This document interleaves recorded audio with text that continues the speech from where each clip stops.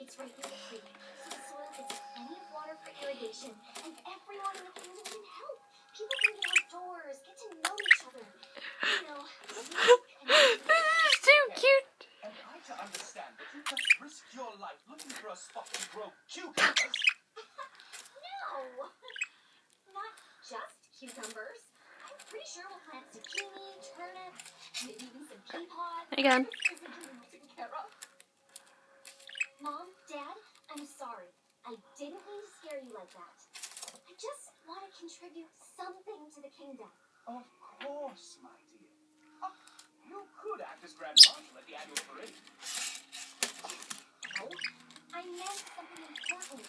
Representing the royal family with a well-placed wave is important.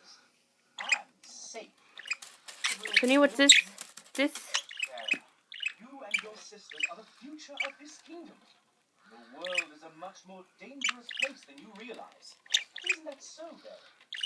Without question, Your Majesty. These are troubled times indeed. See? There.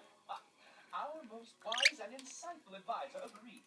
I don't know. You're not playing anymore. What did I do?